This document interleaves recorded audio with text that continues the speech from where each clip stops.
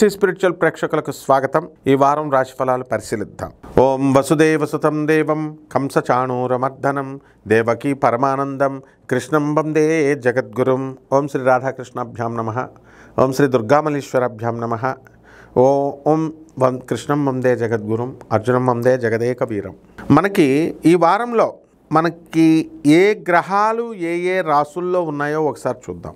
శని వక్రించి మీనరాశిలో ఉన్నాడు, రాహు కుంభరాశిలో ఉన్నాడు. మరి ఈ యొక్క రవి శుక్ర బుధ గ్రహాలు మనకి ఈ యొక్క తులారాశిలో ఉన్నాడు. కుజుడేమో వృశ్చిక రాశిలో ఉన్నాడు, కేతు సింహరాశిలో ఉన్నాడు. అంతే అయిపోయింది. అలాగే బుధుడు వృశ్చిక రాశిలోకి వస్తాడు. అలాగే శుక్రుడు 26వ తేదీకి వృశ్చిక రాశిలోకి వస్తాడు. రవి మాత్రము 16వ తేదీన మనకి నవంబర్ 16వ తేదీ దాటిన తర్వాత మనకి ఈ యొక్క వృశ్చిక రాశిలోకి వస్తాడు. ఇది గ్రహస్థితి. అంటే మొదటి 2 వారాలు మనకి ఈ యొక్క 16 నుంచి 22 కాబట్టి కంపల్సరీ రవి వృశ్చిక రాశిలో ఉన్నాడు.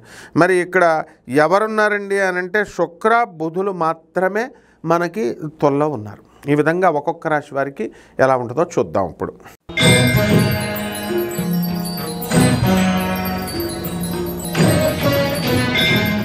కన్యారాశి.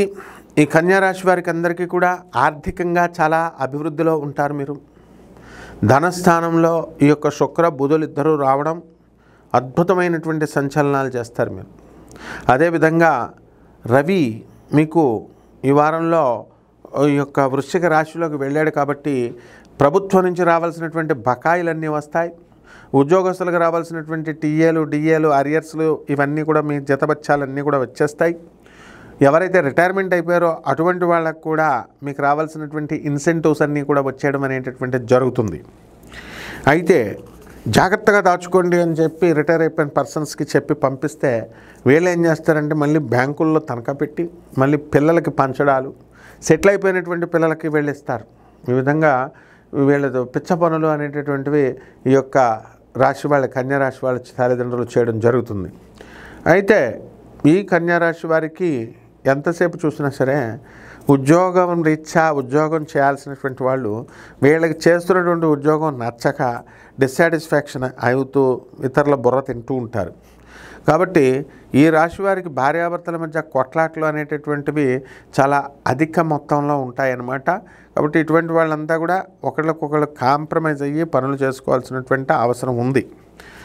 అలాగే సినీ రంగంలో ఉన్నటువంటి వాళ్ళు వీళ్ళకి కొత్త పదవులు రావడానికి అవకాశాలు ఉన్నాయి. రాజకీయ నాయకులకు కూడా కొత్త అవకాశాలు ఉన్నాయి రావడానికి.